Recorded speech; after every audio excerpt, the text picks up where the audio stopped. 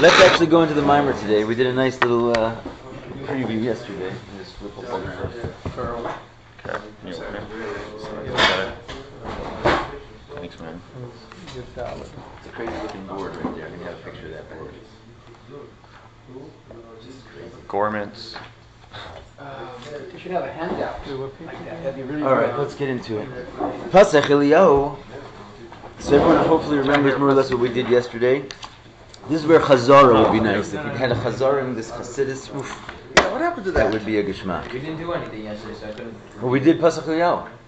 Can you translate We it? did the first line. Translate it? Can you translate it? If you translate it for me. The whole Pasternak? No, up to where we got up to yesterday. We did basically. No, I wasn't even here for that. I was getting copies, but I did the first line. Okay. Yeah. We did like up till The different muscles. yeah. Pasach Eliyahu Antu Chad Lo B'Chushvan Antu the Apikas Asur Tikuni. If you recall, this is what we said yesterday. Eliyahu opened and said, "You are one, but not with a countable wisdom." Lo B'Chushvan Antu the Apikas Asur Tikuni. You are he who sends out 10 Tikuni. So what does one Lo B'Chushvan go on? Antu Chad V'lo B'Chushvan. What does it mean? Levi? Call them separate. Or one, but not a countable. And not what accountable. And what does it go on? What level? We're exalted. Atzilus. Not Atzilus. Or Ein Sof. Or Ein Sof, the Yechida, that area up there. And then it says, Antu the Apikas Asur Tikunin. You are he who sends out 10 Tikunin. What does that go on? 10 sphere Of? Zilus. Okay. Let's go on. Lahavin inyan zeh. To understand this matter, lama nikra yud spheros b'shem tikunin. Right. This is the whole question we had yesterday. Why are the 10 spheres called in the name of tikunin? Why do we call them that? So in order to understand that, tzrich lahaktim bir inyan mahusa nefesh. So that's pretty much a big jump there. He says to understand this, we have to understand the essence of the soul. Ki hinya nefesh mitzad atzma hi or pashut bli his chalkus seichel umidus. The soul on its own is what's called an or pashut. It's a simple light without any distinctions into seichel and midos. What's seichel and midos? Intellect and emotion. So the actual soul itself, in its pure state, is what's called pashut, right? Which means simple. Lifshot, it could also mean to take something off. You know, it's interesting. The word pashut, everyone says pashut all the time. It's pashut. It comes from the word lifshot, which means to undress, basically. And that's the idea of undressing it. It means taking off any type of limitation that might be possible to put on there. So the soul itself is an or pashut. It's a simple, so to speak, undressed light without being divided yet into intellect and emotion. Those characteristics do not exist where the real beginning of the soul starts. And therefore its intellect and emotions, they're merely garments for the soul. There's something the soul is wearing. Like we just said, lifshot means to take off. So you get these 10 things, it means you put them on. You put them on you like there's something other than you and you slap them on. So now, the soul, so to speak, has seichel and midos. It's not that it is seichel and midos. Seichel is intellect and emotions. Not that it is seichel and midos. It now has seichel. It's wearing them. But they are not the essence, the mahus. Remember, what does the word mahus mean? What does it come from? Huh? Remember we said there's the mahus and the matzias. Remember we talked about this? Few times, the mahus and the matzias. What's the mahus? What it is. Thanks, Shaul. Mahu. So the soul, mahu, what is it? And what is the essence of the soul? Okay, so now there's a little parentheses. Who wrote the parentheses in this book? Anyone know? Yes, that's right.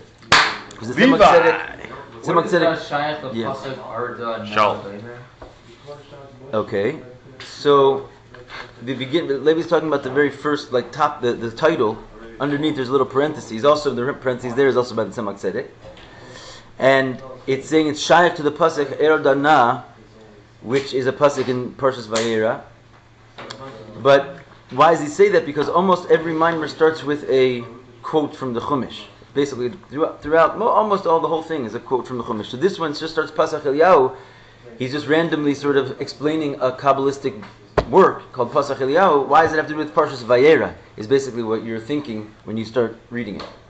So the Tzemach Tzedek says the Inyan of basically the next mimer, if you turn the page. Sorry, Levi, but you asked. The next mimer, if you turn the page, is a mimer called Erdana. And basically that's a very, very intense mimer about free choice and so forth. But what he's saying is that it's all one story. Like this is also shaykh to that coming mimer, because I'm building up to basically this whole thing is about basically explaining that one pasuk. All right. So the soul is now wearing these garments. Now the parentheses Tzemach Tzedek adds Masha Kasu Batanya. But what it says in the Tanya, Nefesh Atzum is Chalekes LaSeichel Midos, that the soul itself is divided to Seichel and Midos. Okay, it seems like a major contradiction in the Tanya, because the Tanya basically describes the soul as primarily Seichel and Midos, intellect and understanding. Acquiring them. And not acquiring them. Seichel and Midos. Say intellect and emotions, not acquiring them. He's saying that's what your soul is. The Alter Rebbe in Tanya says not what we're saying now. That's why the Tzemach Tzedek is coming in to sort of try and resolve a conflict. In Tanya it says that the soul's definition is a group of 10 soul powers called intellect and emotion. That's what the soul is. Whereas now we're saying that's something the soul only merely wears. So he's saying that, what do we do about this? In Tanya it says that the soul is divided into Seichel and Midos Mamish. Shehem nikroim atzmius hanefesh. And that is what's called the essence of the soul. There's no higher, deeper place than that. He says, no, let's explain. Ein ze el legabe machshava dibur ha'maisa. This is only as it's true and compared to thought, speech, and action. What does that mean?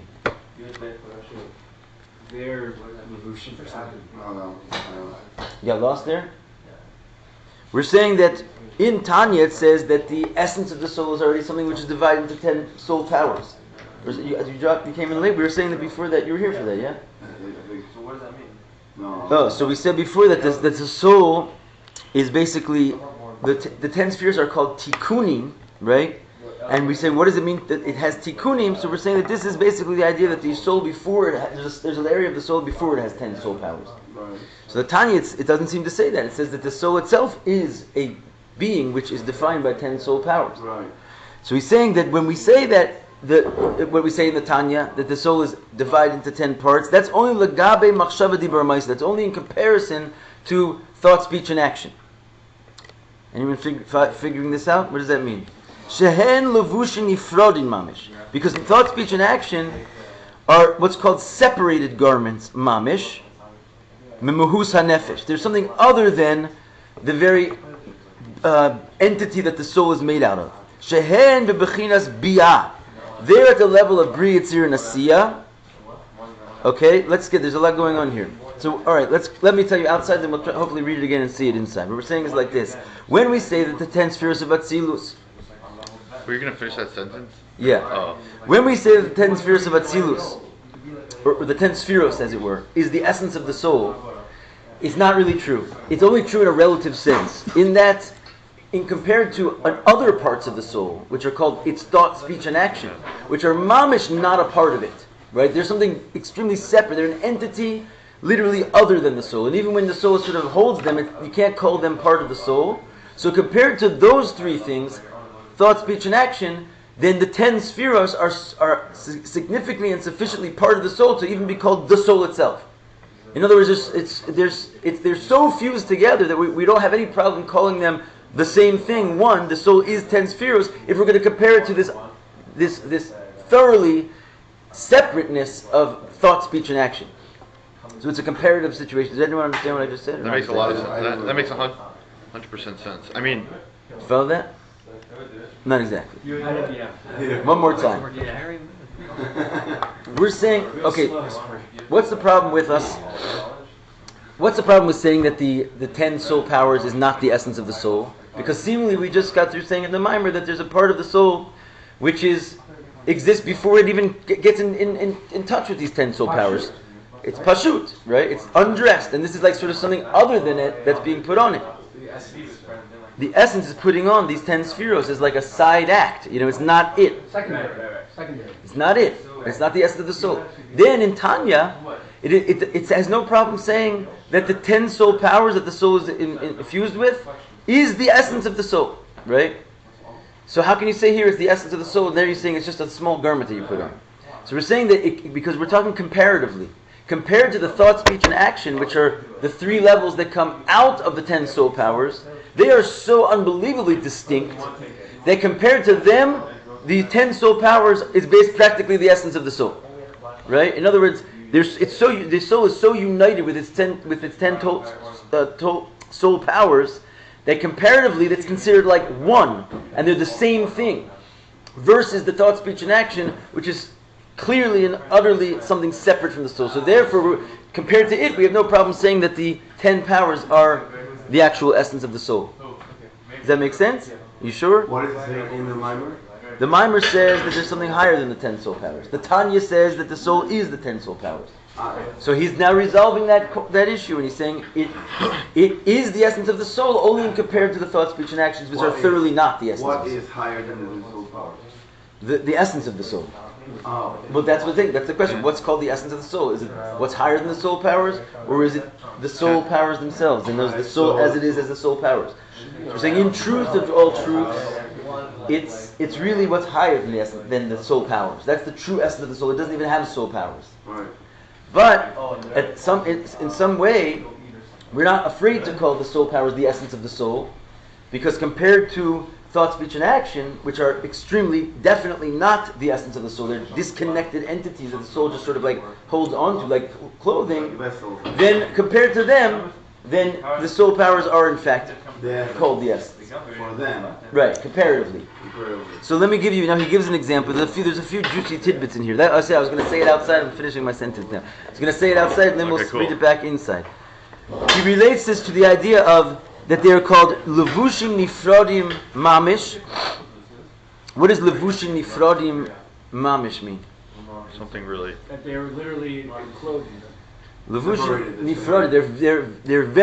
They're actually separated, right? So what are we? The analogy here is the difference between what we call, and with this we'll sort of put all the pieces together. Hopefully, what we call the body and the garments, right? We also have a body, a physical body. And we have garments on that physical body, literally your clothes, right? So you could divide your garments roughly into clothes that touch your flesh, right? Like your undergarments, then clothes that are like, let's say, on top of those, and then you have sort of clothes that protect you from outside. 3 levels of garments, and thought, speech, and action. And your body, therefore, is what? Compared to the clothes, your body is essence, basically, right? What do you mean? The clothes are there, like your body is the whole end of the story. Like you got to the body. These are, and you can't even compare. You're talking about like a pair of underwear versus the person's person. It's nothing compared to. So the lower 3 levels compared to the 4th level is mamish nothing. It's like not even part of him. You could take it off. It's completely insignificant, seemingly. So, but on the other hand, you have to realize that the body itself is not. There's something beyond that. Right? There's the soul before it comes into the body. That's a great analogy. This is the analogy he gives. Yeah. The soul that becomes before it comes into the body. That's why they're called garments. It's pretty much, this is how we're supposed to talk about this. So, the soul before it comes into the body is not limited by a body at all. And to say that the body is like one with it is completely ridiculous. It has an experience completely devoid of this body, and it's silly to say that the body is intrinsically a part of it. It's something that it puts on when it wants to come into this world. Like a garment. So it too is called a garment. But here we get this notion that there's 2 types of garments. There's garments that reveal, and there's garments that conceal. Okay? So who can picture together like the different levels that we're talking about? What in worlds does the body represent? Which world does the body represent? Thought. Action. No. No, it's not as The lowest sealed. world. Levush. Which levush? The thought, the machshava. The machshava is levush. Okay, no, it's not machshava. You had it. Yeah. Oh no, nobody had it. Okay, I'm messing this up somehow. No, in the analogy, right? What's lower than the body in our analogy? Your essence. Lower than the body. The underwear. the underwear, and then your sweater, right? Right. So how can the body be asiya or action or if there's things below it, Oh, right? thought, speech, and action. So what is the body representing this mashal? That's Atzilus. The body is also a garment, okay? But it's a very special garment that reveals. It's not a garment that conceals. What's the underwear, the sweater, and the jacket? Bri Yitzir and Asiya, right? These garments that are basically surrounding the man, and what they do is they conceal him. They're not there to basically, in other words, if they weren't there, seemingly he'd be more revealed, right? He'd be out there. So the idea, though, is that without a body, the soul doesn't even have a way of being here. It can't hang around here. So basically, it reveals the soul. The body is a garment that the soul puts on itself so that it can show itself. Otherwise, it would be in a state of non-being all the time. It would never be able to sort of enter a visible, expressible reality if it didn't have some kind of a body to put itself into. This is basically what a kli is. Right? When we talk about light and vessel, this is what it is in every place. The soul and the body is like light and vessel. The light will stay inside of its source, basically. Will never come out unless it has a kli. Right? And the kli's function, we're seeing here, there's basically two types of kalim. There's kalim that reveal, and there's kalim that conceal. Right? Just like these garments, kalim, body, they all are interchangeable. So basically you have this Or Ein Sof, which actually wants to shine, but it can't shine because it's too high to shine to anything. And so it puts a body on itself, which is like the human body. It's like a body which enables it to come out and show itself. And then it puts sequentially three other bodies on itself, and those are the concealing type of bodies. It starts to wrap itself up and hide that body that it has now revealed itself in. Because if it would just keep it itself at that body, that's also too much godliness basically to reveal to the world. Hashem has to wrap up even this. Imagine the tzimtzum that took place when the Or Ein Sof put itself into a finite body. It's an unbelievable tzimtzum. You can't even imagine. There's nothing like it. But even that is too much to create the world with. He then has to wrap himself in three consecutive concealing garments just so the emanation coming out of even what was left over from that tzimtzum does not blow up the world, basically.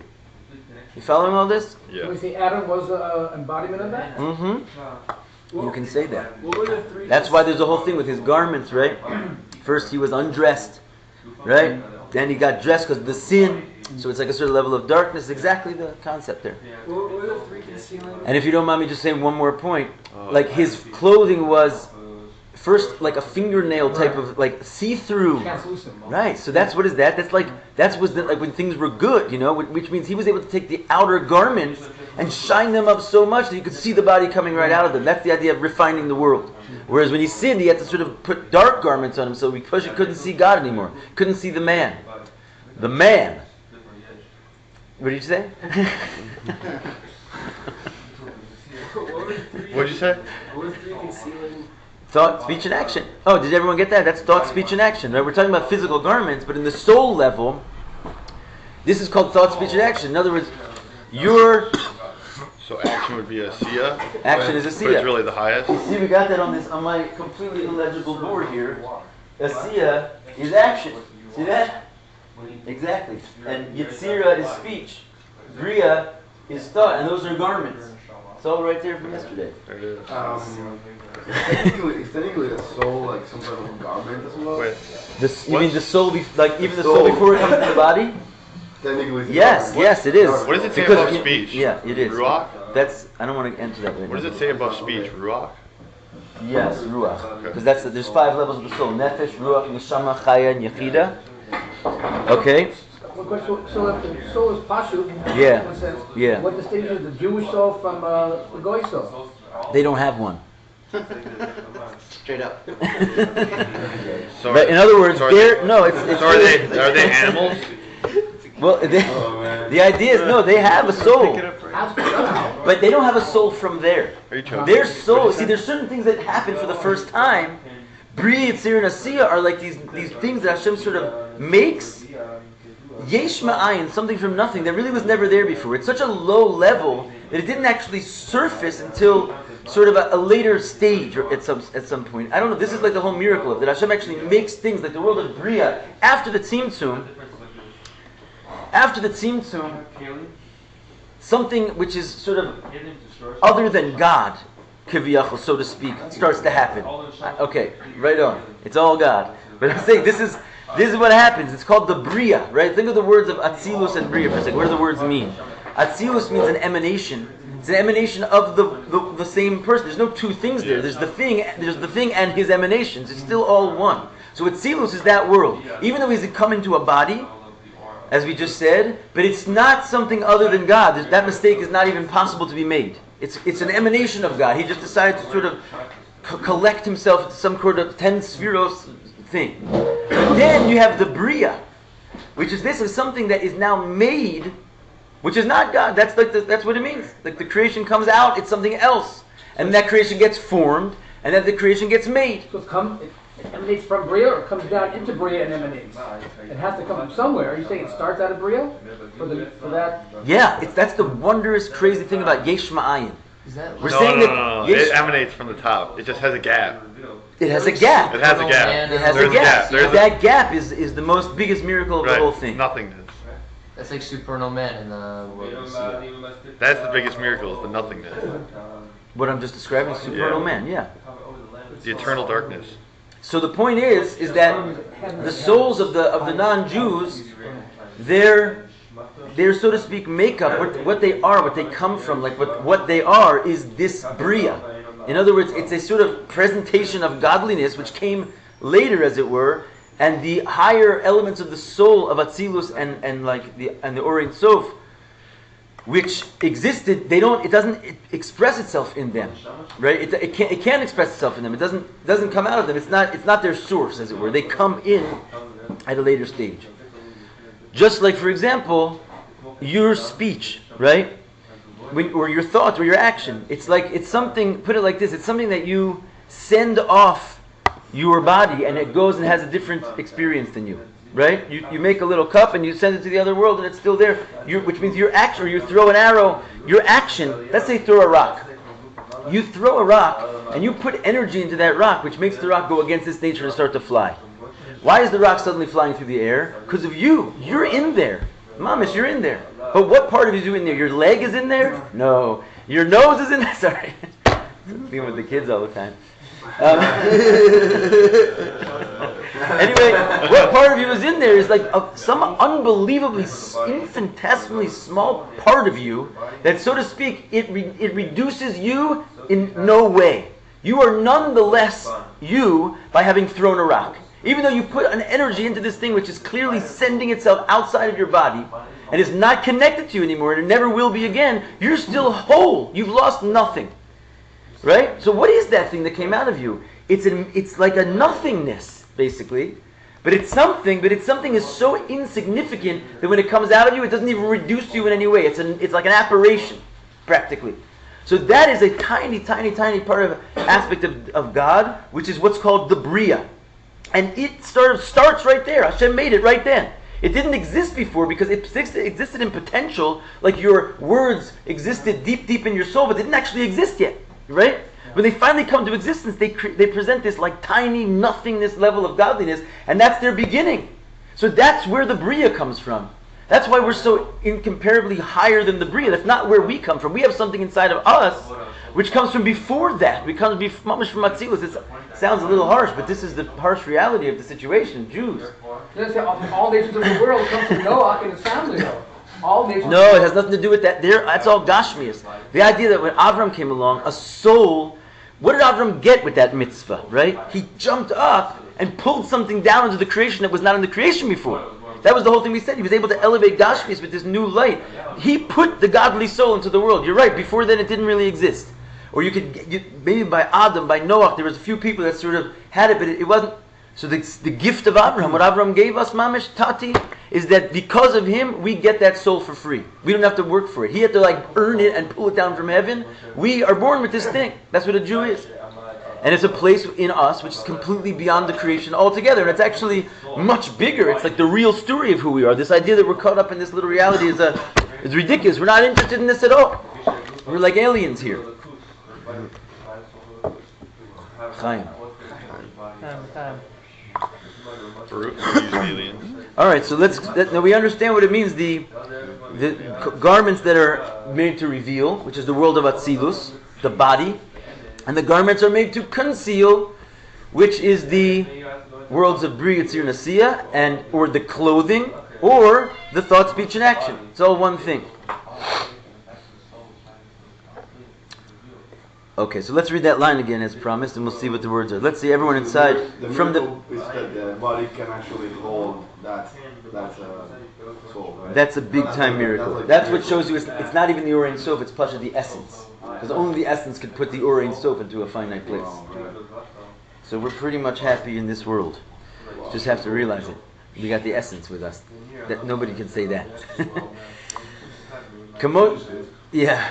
Alright, so let's go into the parentheses. We'll do the whole parentheses over so we can all sort of participate in the actual mimer. Masha Kasu Batanya Levi inside. The 5-6 lines down into parentheses. Masha Kasu Batanya, what it says in the Tanya. Shanefesh Atzum is Chalekes LeSeichel Umidos, that the soul itself is divisible into Seichel and Midos, that its essence is already a divisible thing. Shehem Nikroim Atzmius HaNefesh, and already the 10 soul powers are called the essence of the soul. Right? That's a little problematic.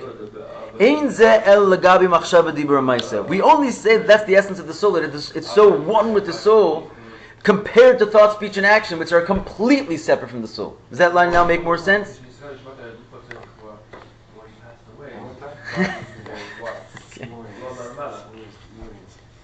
That makes sense. Again, last time, in the Tanya, it says that the soul's division into 10 powers is its essence. And we're saying that is only a feasible statement when you compare it to the thought, speech, and action. Then, like the body basically is essentially the essence compared to the thought, speech, and action, because it's mamash God. Thought, speech, and action is just some entity that's with it. But if you want to look at the deeper truth, it's really also the 10 soul powers are really only a garment. It's just there's a garment that reveals as opposed to a garment that conceals. And that's what he says, because the thought, speech, and action, hen levushin nifrodim, they're separated garments, mamish, mimahus hanefesh, from the essence of the soul. Shehen bechinas biyah. See that? The garments are at the level of biyah. They're a bri, yitzir, and asiya situation. Whereas when we're talking about the 10 soul powers, we're talking about an atzilus situation. I don't know if you're getting it inside there. Maybe that's the point. You're getting inside? Okay. Al ze amar. And this is actually the line that we read up to in Pasach Eliyahu. Up and regarding this extra enclosure into the real separated garments, Bri Yitzir Nasiya, thought, speech, and action, it says in Pasach Eliyahu, Levushin takinas lon. It says you fashion garments for them. And remember, I went into this whole thing that it was that this was the thing that the garments were being fashioned for. Right? You're fashioning garments for the 10 tikkunim. And those secondary garments that you're fashioning for them are called the Bri Yitzir Nasiya. So the point is you remember from yesterday? In other words, fashioning is making. But in other words, it starts off by saying you apikas eser tikkunim. You made 10 soul powers, right? And you called them spheros. Right. And then it says you fashion garments for them. Right. So that's what we're talking about. If this is the 10 soul powers, the garments that you fashion for them are thought, speech, and action, or Bri Yitzir Nasiya. Yeah. Right. Okay. Just putting it together, okay? Yeah, putting it together. Chulu. The inun biyah, and those are Bri Yitzir Nasiya. Aval haseichel v'amidos, but the actual level of intelligence and emotions, hem ayos, imayos shen bechinas levushin, even though they are also called garments, einan levushin nifradim, but they're not separated garments. But they're rather united garments, right? There's separated garments as united garments. Like the body is a united garment with the soul. Because when the soul comes in the body, it's not just wearing the body like you wear clothes. It goes into the guts and everything of the body. It becomes part of every single piece of your flesh. So they become one. So in a certain sense, it's appropriate to say that the body is the essence of the soul. Carries the essence of the soul because it's a living body. It's like one and different in one sense. Well, that's what Atzilus is, Mazel Tov. That's what he's trying to get us to understand. Really, he's trying to get us to understand what is Atzilus. How is it that it's a garment and one with Hashem at the same time? And that's what he wants us to meditate, because that's the Achdus of Hashem. That's unity. Like to try and put an impossible thing into your mind, to meditate on how two opposite things are simultaneously happening. That's the purpose of Chassidus. And he's basically bringing us there without telling us. Okay, someone says something? Yeah, he's saying that Levushim, Ein and Levushim Nifradim Mamash, like it's not, they're not separated at all. The garments. Not these. They're not separated mamish. These are separated mamish. Ah, these are, okay. These are called garments, but they're garments that are not separated mamish. That's what he's trying to say. They're one with God. That's what I was just saying about the body and the soul. The soul comes into the body, and your body and your soul become one thing. Right. So is your body and your soul two things, or what? Is your body just a garment for your soul, like your clothes are a garment for your body? Not the same. Not at all the same, because for the soul, the body, they're one. Exactly. So it is basically your soul is there. So what's wrong with saying that's the soul? And the temporal powers we're speaking about specifically, meaning the soul is from Atzilus. Yes. That's what. Okay. All right.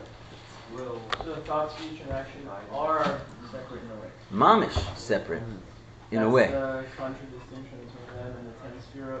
The ten sphere are separate, but not. Exactly. The are. Right. Exactly. Okay. This has to do with Yud K, Vav K, and Elohim, right?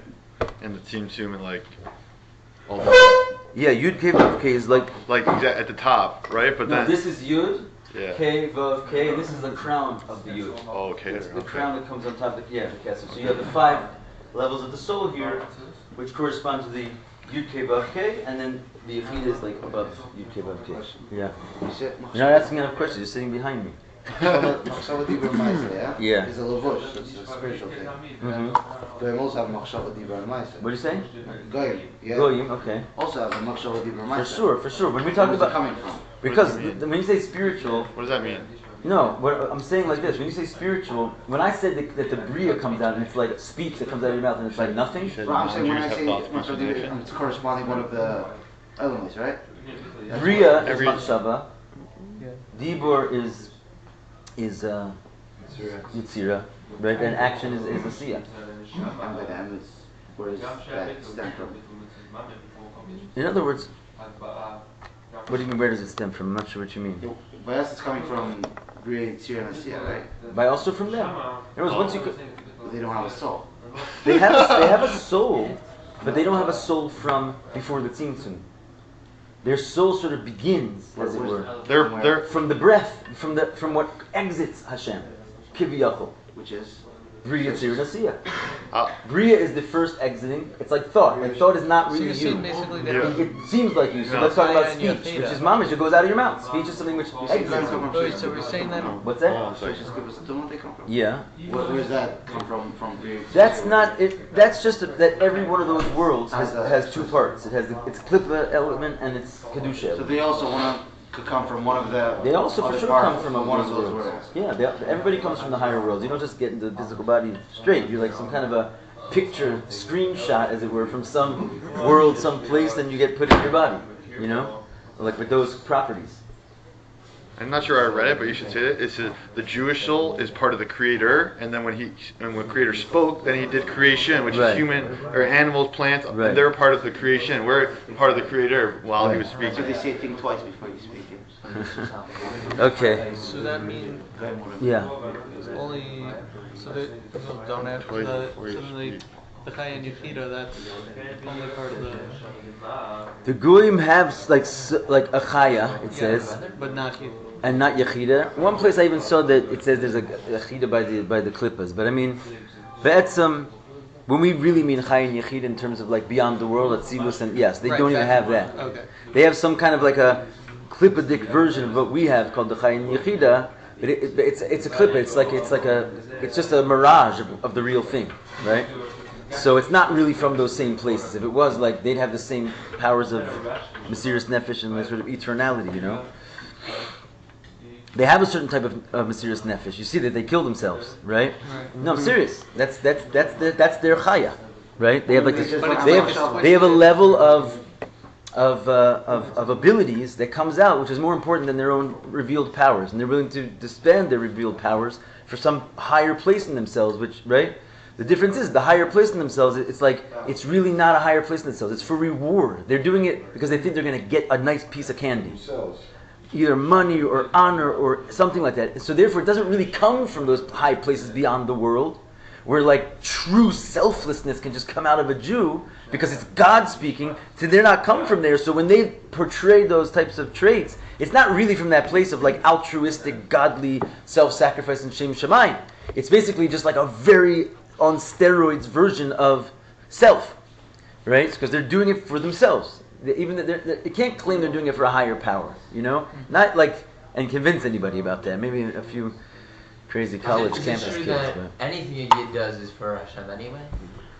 Not always in a revealed sense. In other words, it's for Hashem, like sort of the way Hashem is conducting, you know, the future. You're going to wind up doing tshuva, but sometimes you can go do an Vayeira, right?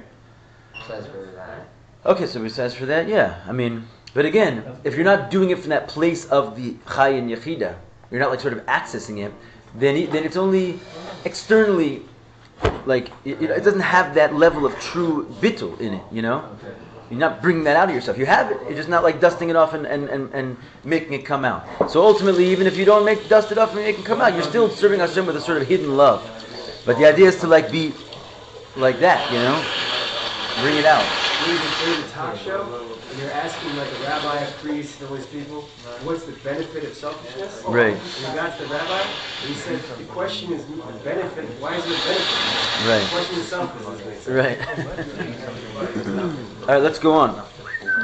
There's no benefit. So the soul in the Tzilus is one with the spirit? Yes. The soul of the Tzilus is one with the spirits. Yeah. Yes. Very good. Yeah. That is a little click. I saw that happen there. Go on, David. Yeah.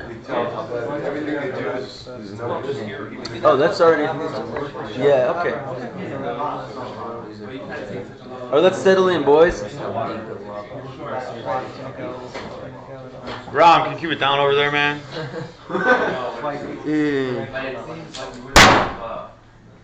Keep it down over there, bro. Keep it down. Gabriel's the Gevuras, you know? See, everyone thinks I'm chesed, but it's really chesed of Gevura. This is strong. Amar, okay.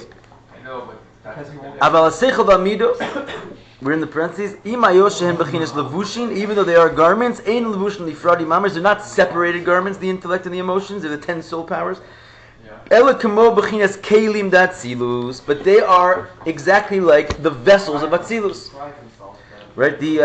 Your intellect and your emotions on a humanistic level are the exact same parallel of the vessels of Atzilus. That they're mamish, not Atzilus, they're not the light of Atzilus, they're definitely something else plugged in like a foreign entity, it's a garment. Basically it's like nothing, it's like a garment. But at the same time, they fuse together to the point that they become one. And that's this famous quote, the Ihu v'garmui chad. Right? You might hear this as a whole parak of Tanya named this, and what it means is it says Ihu v'chiyui chad, v'ihu v'garmui chad. He and his lights are one, he and his vessels are one. Which basically means that Hashem, even though there's 10 spheros, they're him. It's like his personality comes out. In other words, it's not something other than him. It's not something separate from him. But it's just Hashem as he sort of talks, as he sort of like reveals his powers, like he emanates himself. You want to see what this thing is? He emanates himself, so it comes out like looking like some describable entity with 10 parts and so forth. But like what did we read in Pesach Eliyahu yesterday? Someone who separates any one of those parts as if they separated him. Because it's not really 10 parts. He's in there. And this is what it means. Ihu garmui chad. He's one with his vessels.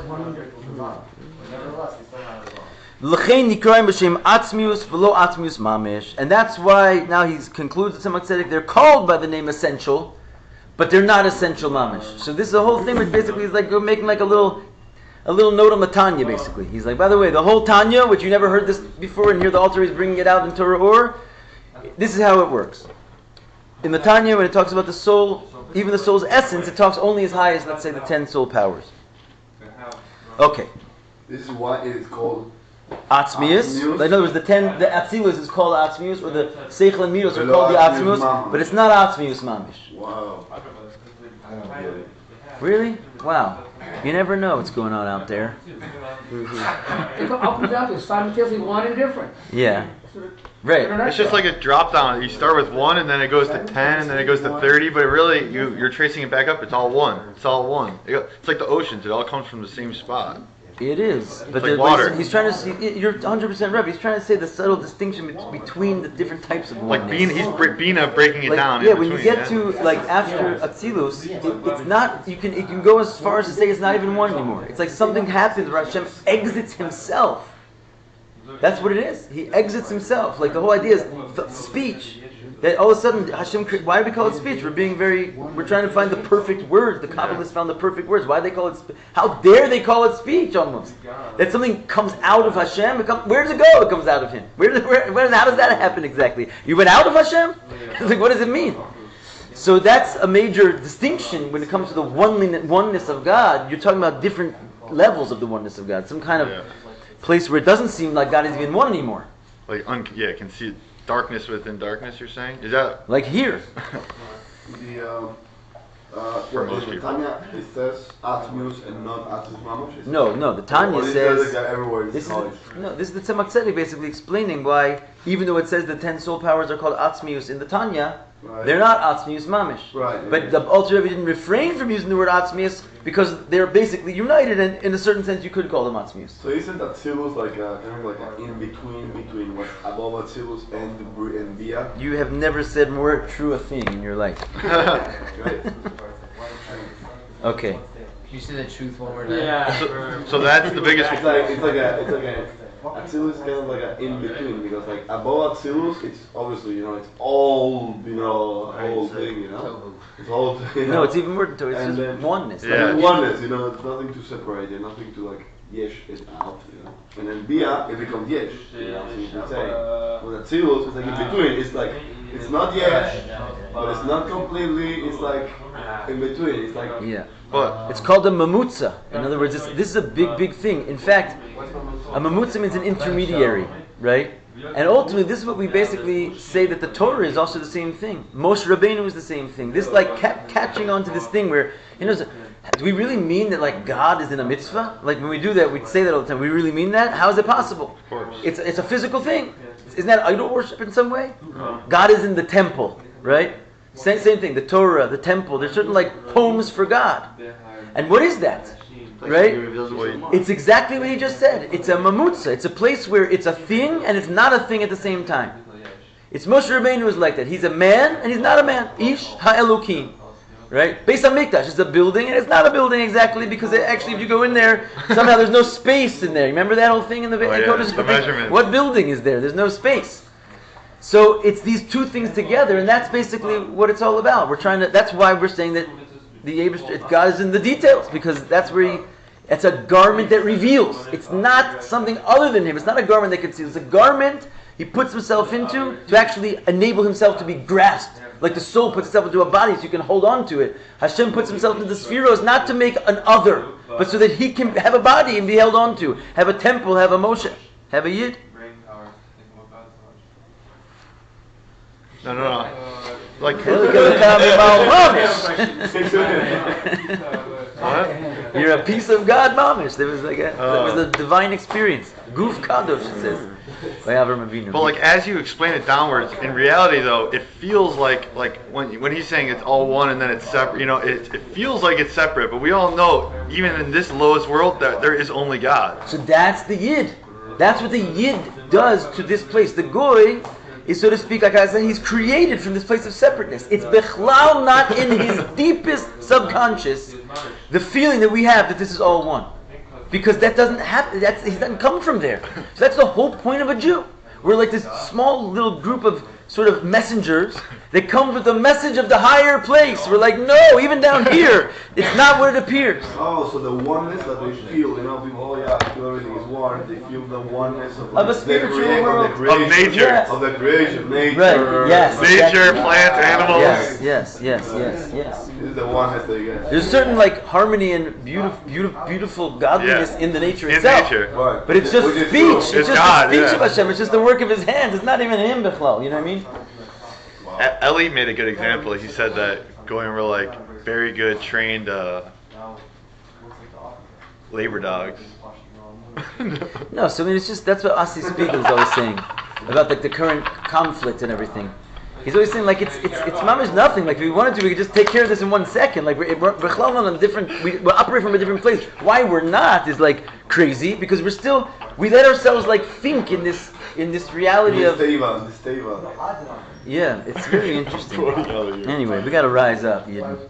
Rise up, Yidden, Hakel. This is the year of Moshiach. Yes, amen. Amen. That was said with such tamimus and perfection. Right there. All right, let's go on after the parentheses. So we're saying that Ella Shehen Nikraim B'Shem Tikunin. So again, this is now the question: why are these 10 spheres of Atzilus called Tikunin?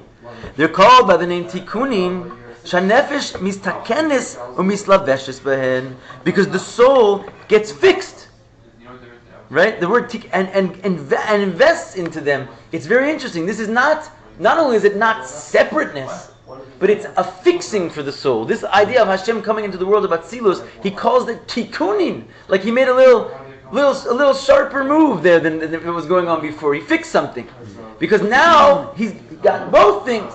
He hasn't lost the unity, it's a mumutze, but he's picked up this idea that he can express himself in a finite way, and is not in any way negated the perfect oneness of God. That's mamash tikun. He worked it out. Didn't get that? It's like the one when he puts the both things together, that's the tikun. Like, yeah, because basically there's something in a certain sense lacking with the Orain Sof, if I may say so myself. Right? And what is that? It's Orain Sof. It doesn't have an end. It's like, what about the God? There can be an end. So if you go with that, okay, so then you're talking about Bechla, you're talking about God, you're talking about something finite. So then you're like, well, okay, so he's infinite. So you wind up with this place where you're never really satisfied, you know? You're like, but wait a second, there's a tikkun. He can do both. He can be two opposite things at the exact same time. And he's not limited by that. Which is why you can think about going to yeshiva, but then you actually have to go to yeshiva. No, I'm serious. Like we have to put the whole idea of Yiddishkeit is we literally put ourselves into finite path. And you're like, why would I do that? There's infinite to discover. Why would I take a finite path? So many yeshivas to think about. Huh? There's so many. Right. So many yeshivas to think about, Bichlal. So that's the crazy thing about Yiddishkeit. It comes down to you can find God in a moment, in a finite moment of time, in a thing. Right? That's crazy. And not only can you find him there, that's dafka where you find him. Because if you're finding him in some kind of a spiritual place where everything goes, you're lacking the dual nature that he's also finite. You must attach yourself to the finite to find him. I don't know how this guy's talking about you, but it is. It's all really about you. This world is called tikkun, basically. Not even this world. Atzilus is called tikkun, and these are the worlds which are destined to be fixed. Right? The idea is that when, so to speak, when the Talmud was written, it fixed the world of Bria. When Mishnah came, it fixed the world of Yitzir. It's like, I don't know. There's like the idea that the Torah, as it gets invested into further and further letters, now we're in Malchus. it goes and fixes more and more of the worlds, right? In other words, how do you make a tikkun? Basically, you have to put God into vessels. So isn't that like our whole thing? Give me more vessels so I can do mitzvahs with them. The whole idea is that we're trying to put God, so the great ones before us, they put God into the vessel of the Gemara, the mind, right? Where they're basically like, now God is not just an infinite thing, but these are His thoughts, right? These are His actions. So, okay. Wow, that's the best explanation of the Gemara I've ever heard. It's all about you, man.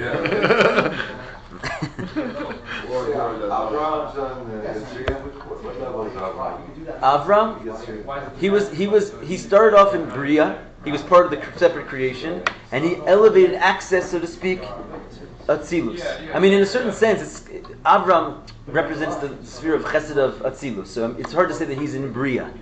But the idea is that he's in Bria is that it says that the difference between him and let's say after Matan Torah was that he was sort of coming from the separateness of the world, and his job was to go find the higher worlds of godliness. So I guess what you could say is that he was in the world of, he came from the world of Bria, and it's sort of like the top of the separateness. But okay, I don't know. He brought the level of Atzilus into Bria. That was his thing. Okay. I think we have to hold here. No! We're flowing so good. We are, because we're limited in time. Yeah. Everything, and that itself is Hashem.